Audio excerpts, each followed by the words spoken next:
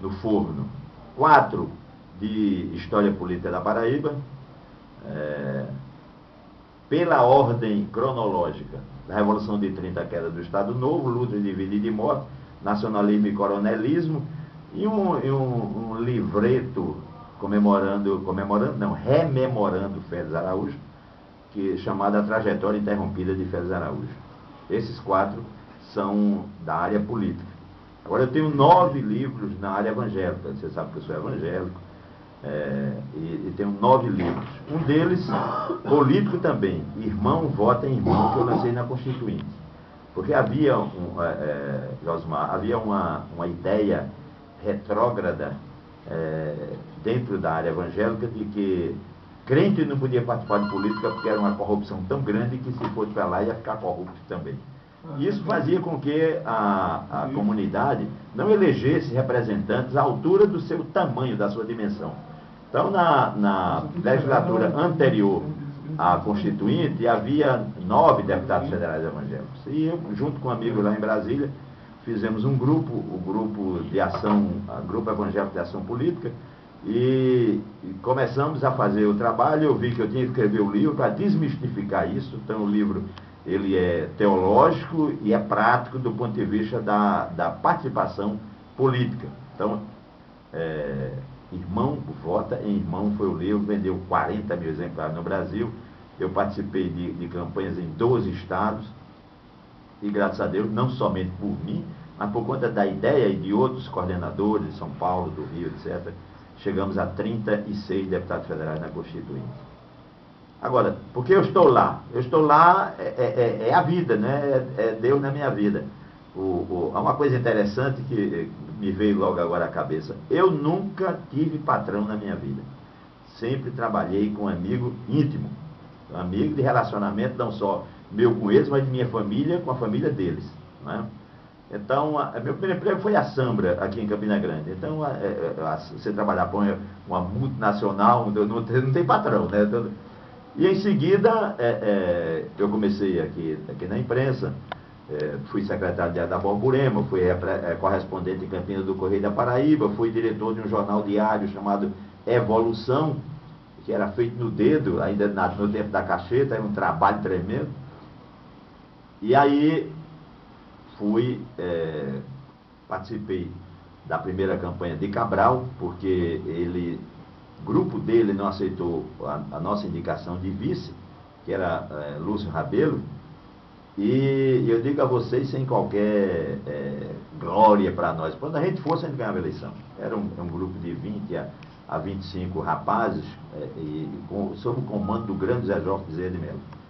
Então a coisa foi se decidir na véspera da convenção. Eles não quiseram o Lúcio Rabelo. A gente preferia apoiar Nilton, né? Eu era amigo de Petrônio e a gente tinha condições melhores de campanha junto a Nilton. Mas a gente queria 2 coisas.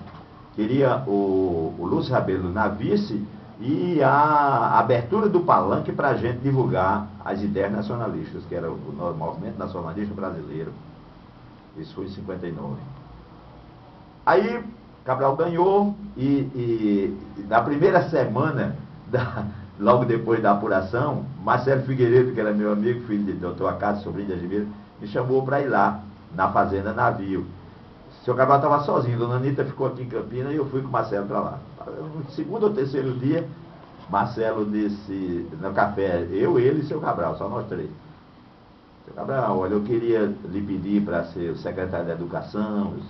Ele disse, doutor Marcelo, o secretário da Educação eu já escolhi, é doutor Amigo Gaudêncio.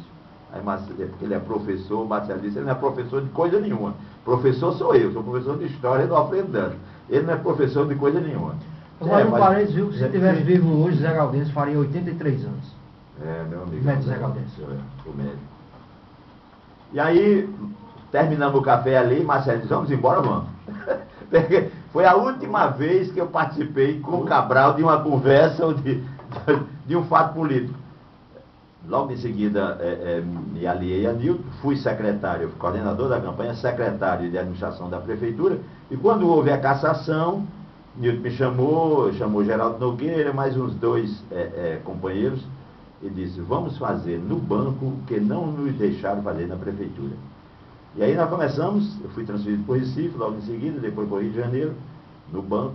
E quando Nilton assumiu, reassumiu, né, porque ele era diretor antes de ser eleito prefeito, o banco era o 88º do país.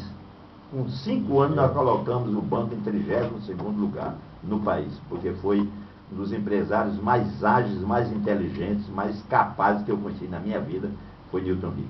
E sem dúvida seria um prefeito excepcional, porque os projetos da nossa administração eram uma coisa fabulosa. E o estilo de Nilton era um estilo de ligação com o povo. Você não era um milionário, etc., mas ele tinha gosto da ligação com o povo.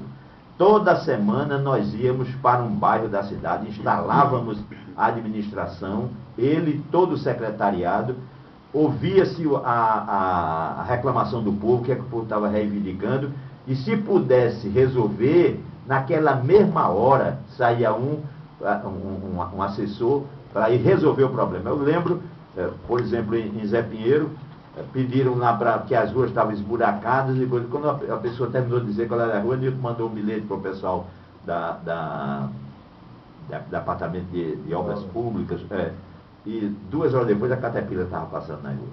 Esse era o estilo de Nilton. Quem foi o responsável pela cassação deles? Olha, o grupo adversário, porque Cabral, Milton Cabral, Vital do Rego, João Agripino, todo mundo, porque Nilton era a ameaça, né? A ameaça de um político que falava bem, tinha ideias e tinha condição financeira para fazer uma campanha sem necessidade de ninguém.